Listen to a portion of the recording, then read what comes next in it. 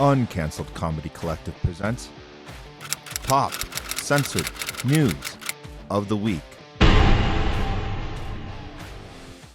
It's time for Top Censored News of the Week. We're bringing you the stories the mainstream media refuses to cover. If they do cover them, they always do it in a very dishonest or sloppy way, and it's always on purpose. I'm here with our co-host, Craig Pasa Jardula, in the THL studios today with me. We're counting down the top 3 stories that you are not going to see covered accurately or at all on the big networks. So here we go.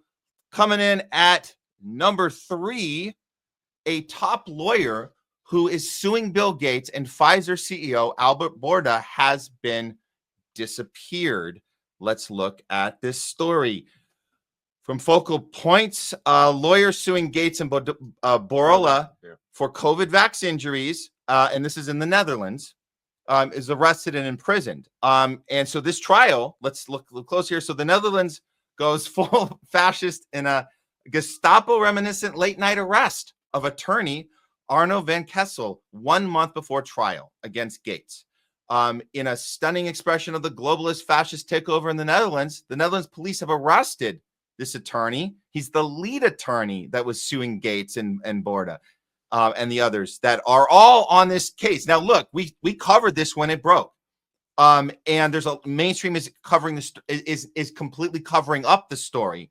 The civil process was scheduled to begin on July 9th, and he's arrested in the early morning raid by Gestapo. Yeah, there's a saying it has that Gestapo tactics. Right? And but it does says he was reportedly blindfolded, bound, and taken into detention where he remains almost 2 months later. He ain't gonna make that trial now, is he? No. He's not gonna make the trial. Let's look at a coincidence. Yeah. How interesting. I'm sure it's not related at all. It's got something to do with something else. Not related. Have they lobbied charges? Have they said anything? Let's see there's a little report from Daily Pulse, who's usually right on point with these stories. Here we go. It's 2025, and if you expect to see justice in the Netherlands, it ain't happening. The Netherlands police have arrested Arno van Kessel, the lead attorney suing Bill Gates, Albert Bourla, Mark Rutte et al. For COVID-19 vaccine injuries.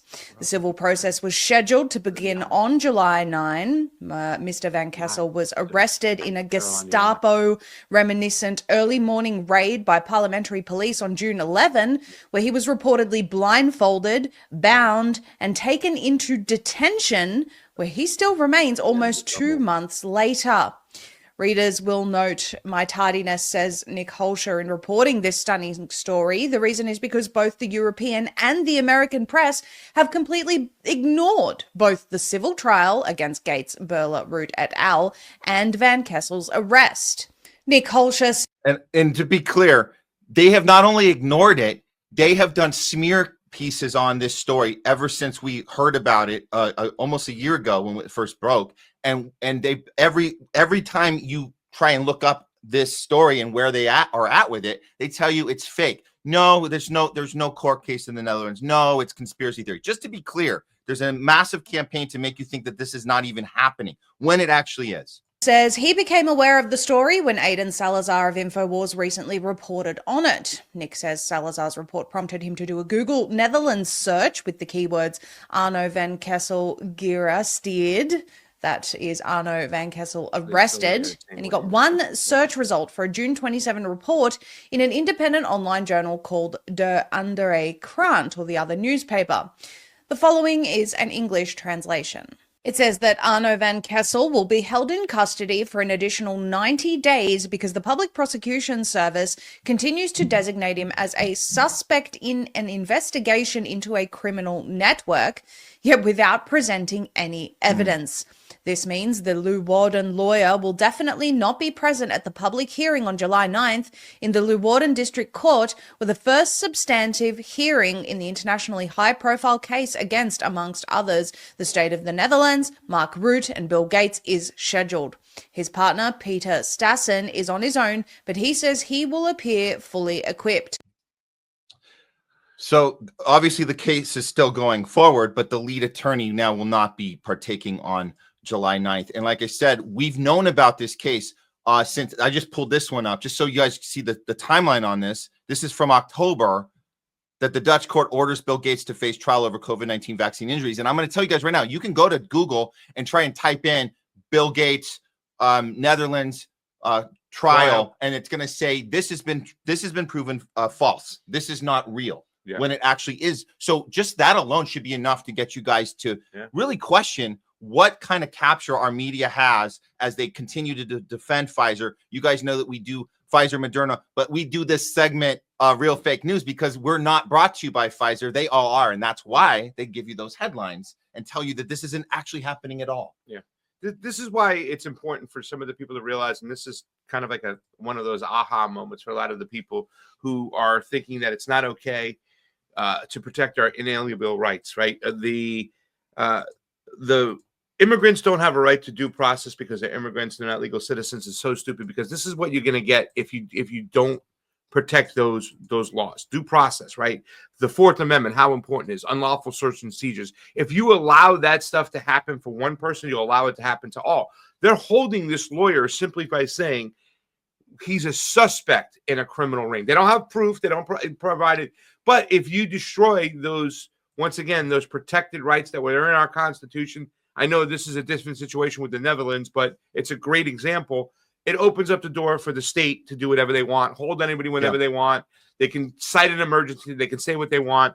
You say they can do this over here. They can wear masks and not identify themselves, police officers, right? Which, once again, stated within our Constitution, to uphold the Constitution, they have to be able to identify themselves, give their badge number. They can't do it unlawfully. And now you say it's okay because it's immigrants and they're not legal. It's going to come for you. It's always going to come for you. I mean, I would like to go back and still look at what Joe Biden's designation of domestic terrorist, how that's still going into play, because once again, you bend the laws and you say it's okay to be unlawful, to take away unalienable rights from these people. It eventually they'll do it to you. And this is important. Look what they're doing right now. Yeah. You think that it doesn't take, I mean, no offense to Craig for connecting those dots.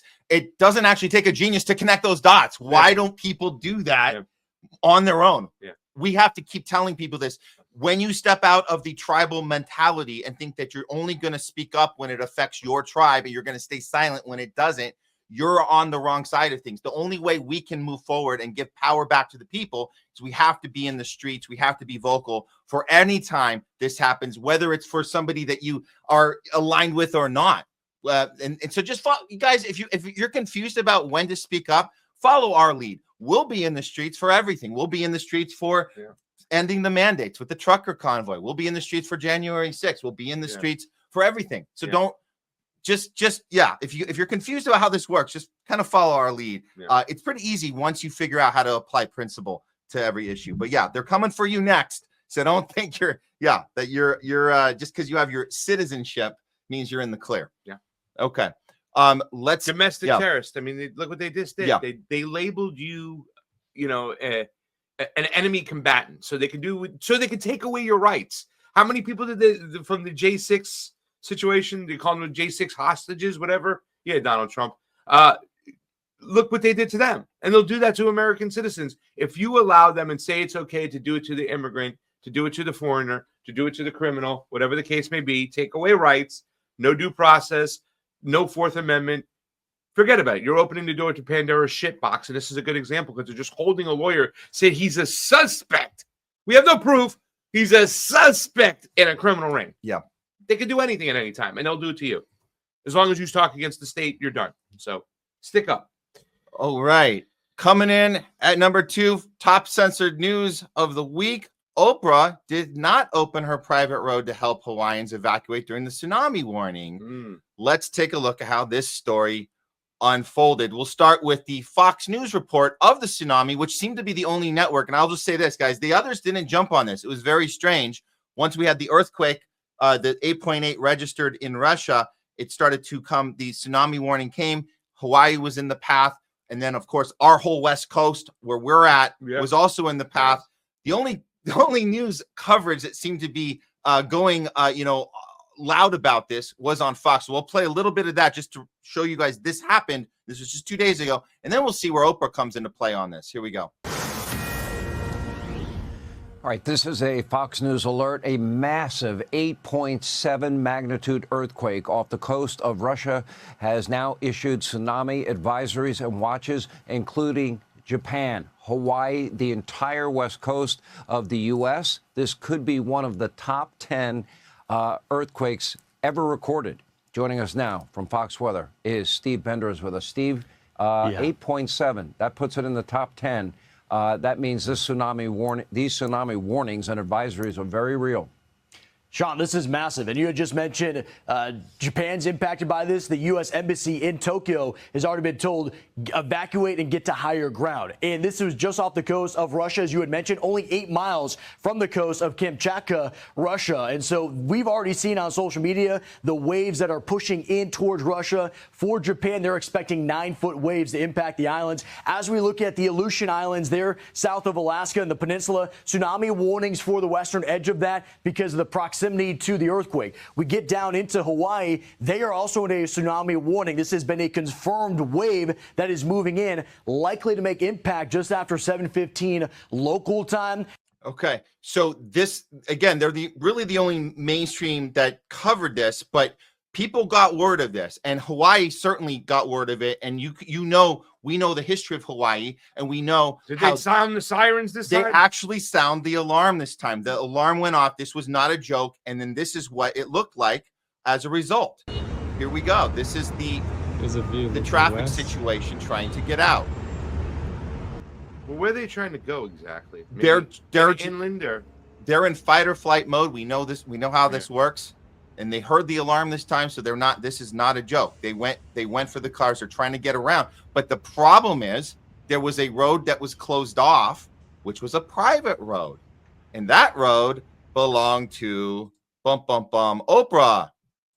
It looks like, I got to take that out. Okay. It looks like Oprah was accused of closing her private Hawaii road during the tsunami. And so people piped up on this. Wall Street Apes says, what kind of country are we living in when Maui police were personally physically stopping Hawaii's tsunami evacuees from using Oprah's road? Americans are trying to escape from a literal tsunami, and Oprah was allowed to be like, nope, drown.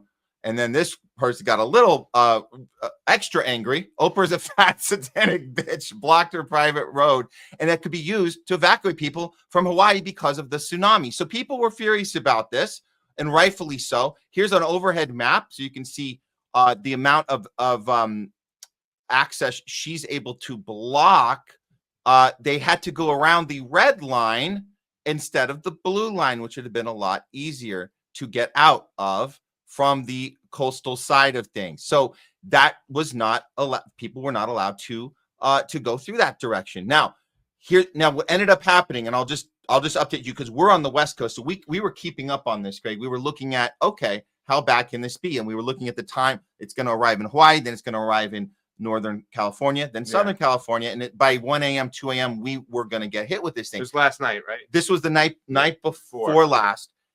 Luckily, it never really made it at all to the West Coast. However, Hawaii did get hit. It just wasn't nearly as bad as they thought. So that's some great news. So this is where the story of Oprah changes a little bit. Here's a shot of it actually making it to the shore, and you guys can see the impact was a little bit of a shock, but it's not the thing that they said it was going to be. So here we go.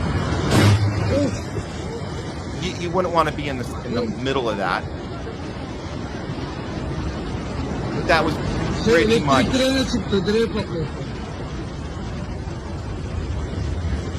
Yeah, not good. You would not want to be there. So, but it wasn't awful. It wasn't awful.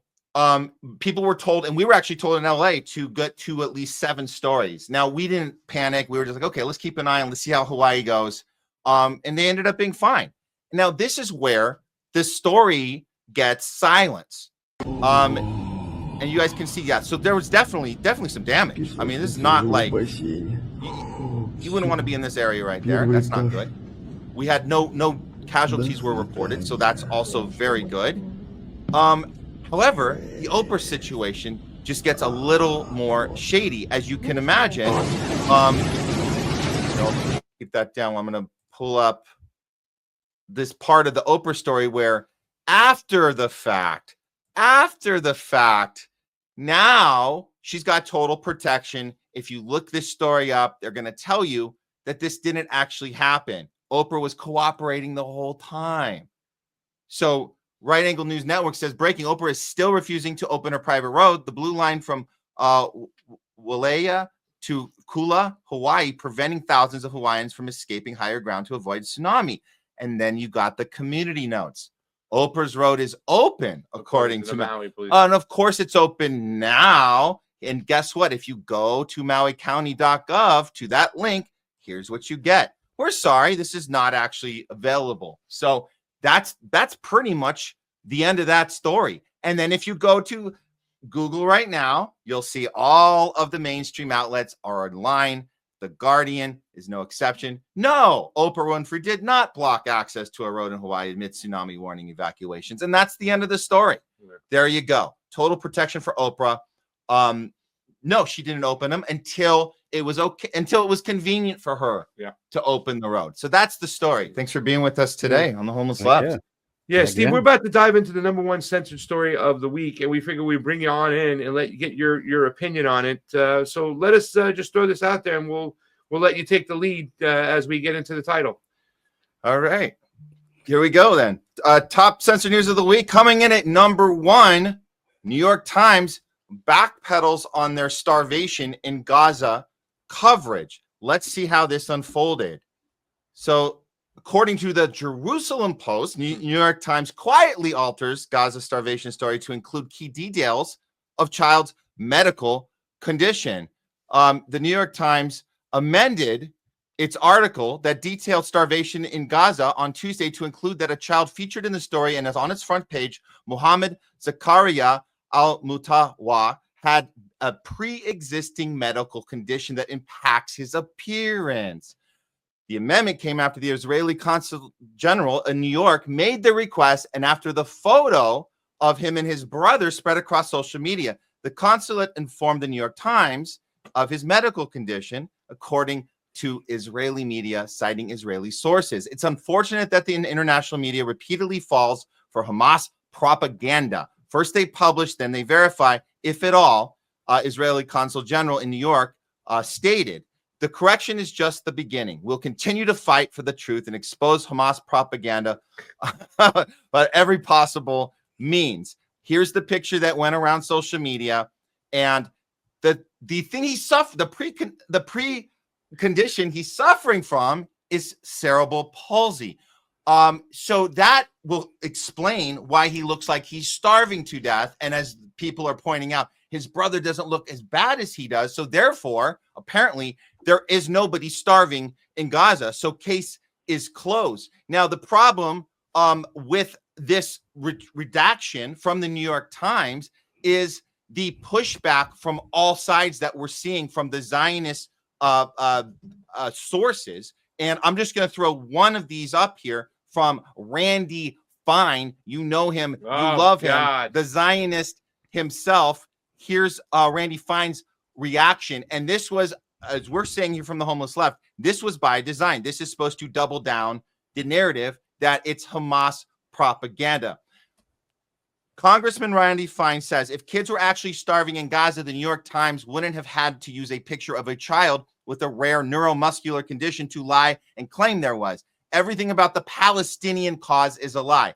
Everything. So now this stuff, and this is not the only example, this is going around everywhere right now. Even Piers Morgan was caught off guard with this being held in his face, and we know that he's done at least somewhat of a good job calling out genocide, calling out the starvation. But unfortunately, this happened when the Israel ambassador, Danny Danon, went on Piers Morgan to show Piers that the New York Times was apparently showing Hamas propaganda. Therefore, your entire cause is. I would like to just say that Piers Morgan has not done a good job. I didn't say he did a good job. I said he's been doing a somewhat here and there. Just now.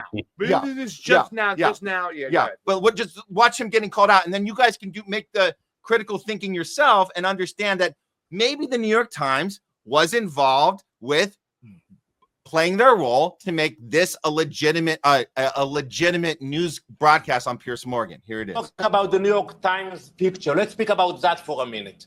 That was blood libel. When you put a picture of a sick Palestinian boy who has a disease and you claim that he was starving, that was a lie. And by the way, they retracted that. But the way they retracted it was also shameful. They put it in a small page on their Twitter with 89,000. You said that this boy was also starving. You want to rewind it 2 minutes ago? Why deny what we see with our own eyes? So look at his brother when you can see in the picture that his brother is well fed and he has no issues with the family. I'm telling you that there is no starvation in Gaza. There is a starvation campaign, a very successful one. With this campaign, that is the reason you don't have a ceasefire now. And obviously we know that's complete BS because we see these pictures all the time. This is just one this morning. This was a few hours ago. 27-year-old. Israel killed him, denied him food and medicine. Israel left him to starve and die. Just one example. We could go on and on. But overall, and this is from Adam, 1 million children are being starved in Gaza right now. This is being done in your name. For the love of God, speak up. So here we are. We've definitely taken a backpedal. I want to pass it over to you, Steve, on your thoughts on how everything went down. And was this coordinated and organized, or was this what role did the New York Times play in how things unfolded with this particular story? Well, I'm sitting here over lamenting over the fact that there's not an organized, well-funded propaganda response to the rampant nonsense that, of course, the original propaganda overlords, Hamas, have been able to produce over the last couple of years. If only, Matt, if only, Pasta, there was a well-oiled counter propaganda machine, we would probably be much. This is wild, dude. I think the New York Times messed up. I don't know if on purpose it is the way that I want to frame it, but they're not short for, as we just saw, pictures of different, unfortunately, pictures of different starving people.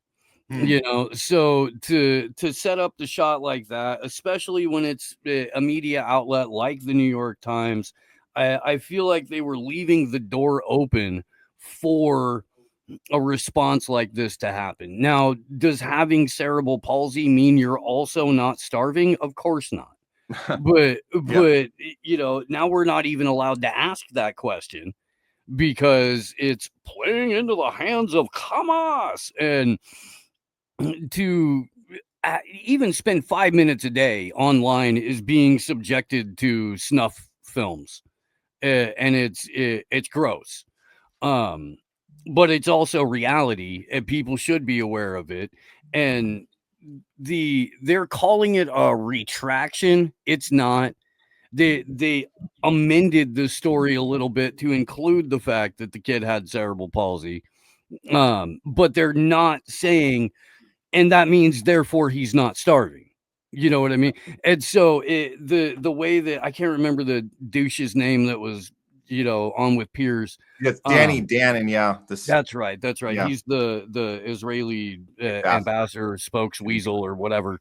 Yeah. The way that he frames it, that absolves the IOF of literally everything because the New York Times got something a little bit incomplete. And it's just insanely gross to have to sit there and watch and listen to it. It's not even obfuscating or lying at this point. It's something more sinister, and it will be one of those things that for years to come, man. Like, not that I think the majority of the Danny Dannons out there have anything like remorse, but it's something that they're going to have to deal with everywhere they go for the rest of their lives. And I hope it's uncomfortable. I really do. I think that I don't think it's remorse right now where we see a change of what's going on. Just now, only now. We were talking about Piers Morgan. It took him a long time before he started playing this role, right? When it was past the point of no return. Just knowing now, we see the media coming around and starting to kind of cover the pictures that we've been seeing on TikTok and all these Instagrams for quite some time. Only now we see the president coming around and admitting they're starving. What now? Only now we see the Europeans saying, well, we'll recognize a Palestinian state. Why do you think they're recognizing stuff right now? Has there been a breaking point? No, there's nothing left. Yeah. Well, there's nothing left. And if Yeah. you believe Stephen Dontinger, who, came out I think last week and said, I ran this, I ran the scenario through a model, and it said in all reality, there's over 400,000 people that have been exterminated in Gaza over the last, 22 months, almost, something like that. Which is a ridiculous amount of people a day, by the way. Every day, it's still like the hundreds, yeah, no longer exist anymore. That's insane. But if you believe, because I haven't seen the modeling or anything that he used for it, but looking at all of the pictures of the devastation there, it seems like he's probably onto something as far as that number goes. Well, Stephen, the number they're reporting right now is just the number of people they've buried. So that's So and so, I mean, the change in tone, in my opinion, comes from the fact that there's literally nothing left. Yeah. So of course we can recognize that there needs to be a solution now that there's no infrastructure. Now that there's you're gonna pull a publicity stunt with a boat full of baby formula, but you're not gonna bring water for the baby formula. There's no freaking water. None of it's potable at any rate. So what are you doing with powdered baby formula that has no basis to mix? Like the whole. So it seems very, very deliberate. It seems very intentional. Because at this point, if all of the Western countries get together, hold hands, and sing Kumbaya and say we want to see a Palestinian state, there's nothing there but rubble. They were saying, I was reading something the other week where they would be running, dump trucks and bulldozers for like years straight in order to try and clean up after this. That's just to clean. That's not even rebuilding. That's just not even to rebuild. Just to clear debris. Yeah. Where do the Palestinians end up in your mind, Steve? Do you think a lot of them get sent off to Egypt or another part of the land? I know Donald Trump has talked about moving some people to Libya, since we already destroyed that area over there. Maybe we can move them to another destroyed infrastructure state. Your thoughts? I mean, honestly, I don't know. It doesn't bode well for them anywhere. It never really bodes well for, like a people without a state, people without a country when they have to relocate someplace. You would think if, Macron is sitting there saying having decent, nice overtures towards the Palestinians, that he would in fact offer, some of France up. As far as that goes, France has taken in all kinds of refugees from all over the place over the last, I guess since the beginning of the global war on terror. Yeah. But I don't see Macron opening the doors in that case. And if I was a Palestinian, I probably wouldn't want to move to France in the first place. I really wouldn't. Like, I would want to go back to where my house used to be before you bastards blew it up. That's what I'd want. Yeah. Well, I would say, look, back to the New York Times situation. I don't necessarily think that they coordinated this on purpose. But I am kind of in that middle area, suspecting that they were played. They were taking orders. They were maybe set up. Here's the story you're going to run. I think it's interesting when you look at the timing, because Craig mentioned about how it's okay now for these news outlets, for the mainstream, for the Western propaganda machine. It's okay for them to say that there's people starving in Gaza. Why is it okay now? And why is it okay at the exact same time when you go to The Guardian, you go to the New York Times, you go to these different outlets, CNN, talking about people starving? I think it's okay because they're suggesting that the conditions aren't necessarily being blamed on Israel and the U.S. and the Western war machine. They're kind of suggesting that it's just the conditions of a famine that just happened, and if anything, it's Hamas being suggested as the reason. So there's a coordination of it being okay to do now. So when the New York Times makes this, what we're saying is either a mistake or we're saying it's a misstep for whatever reason, it's actually setting the movement backwards, even though you have normal everyday people who maybe weren't paying attention. And I'm not trying to give cover to people who haven't been saying free Palestine for the last 2 years, but some people really have been confused or haven't been looking at it. But when they see the reports now they're feeling something. Oh, I feel for these people, but they have no idea what we know because we've been actually doing the journalism, doing the work. And I just think that these news outlets are extra captured right now, and we're actually making a step backwards because now people want to talk about people starving. The president is saying they're starving, but we're not doing anything about it, and we're certainly not going to take responsibility for it. So do you think that are we making any step forward, or is this kind of a kind of a fake out step forward where we're really step back? Narrative management. Narrative management. Yeah. Well, again, everybody's had to bear witness to a live streamed genocide for 22 months. And there's a sell-by date for everybody's level of tolerance for that. For a lot of us, it was October 7th or 8th or 10 years ago or 15 years ago or 25 years ago or whenever we first started, paying attention to any of this. But for the people who are just, going to work and then, checking out with Netflix or whatever that aren't keyed in as much, even those people are like, this is a lot, you guys. What's going?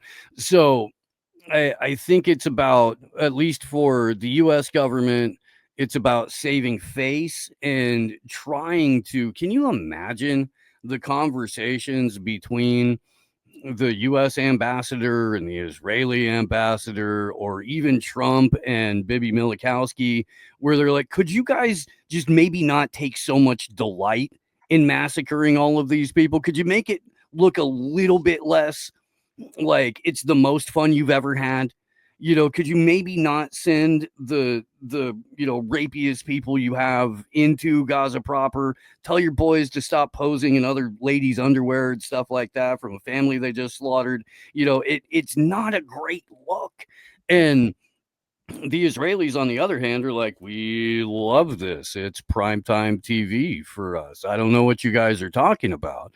And I think there's kind of a convergence of, hey, we need to save our own skins on this, so we've got to say these things. We've got to run these stories. Don't worry, we're still going to keep the weapons coming. We're still going to keep the money coming. That decision has been made. We're going to go follow through it, and that's not changing. But let's put on the performance that we do care to make it look. It's narrative management that all of a sudden, well, they've crossed the line, Steve. They've been bombing him for 22 months. Enough is enough. It just makes me laugh because it took the Epstein situation where the possibility of American children were getting raped and killed for some of the conservatives and the populist right to stand up. But the Gaza children getting killed on a daily basis, it didn't matter. They're brown Muslims. They deserve to die. Yeah. It is sad. But hey, Steve, you also have to give some credit to the mainstream media and the Israelis. There's an old saying, when you're wrong, you stay wrong. They're still saying Hamas, Hamas, Hamas. Yes, they are. And so the New York Times, whether they like it or not, they're playing their role, whether they mean to or not. They're all in line, the Western media machine, doing what they got to do to keep us all in line. And we have to keep fighting. And that should do it for the top censored news of the week.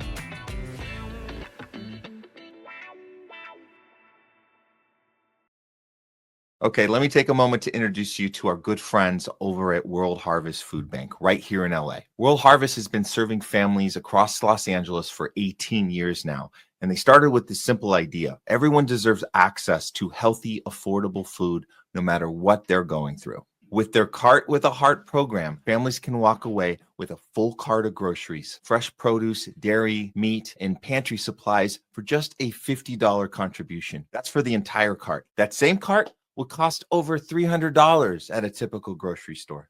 At World Harvest, everyone is welcome. They don't ask for income verification, ID, or any paperwork. No. Basically, their doors are open to anyone who's doing their best, but just needs a little extra push to get by. If you're an Angelino like me, you know the times have been tough here. First with all the union strikes, the LA fires, And now the ICE raid's going on. It seems like we're living in a constant state of uncertainty. And that's why it's so important to support local charities like World Harvest, because they aren't just helping the community. They're an essential function in its very survival. World Harvest is located at Venice and Arlington. And right now, you can use our special discount code THL20 for 20% off your contribution amount at checkout. And if you're not in the LA area, you can still help out with a $50 donation, which will provide a full cart of food for a family by going to worldharvestfoodbank.org or scan the QR code for more info. Or you can just spread the word. Follow them online. Let people know they're here for them, because at the end of the day, it's about providing choice, access, and relief without barriers. World Harvest Food Bank. End hunger now.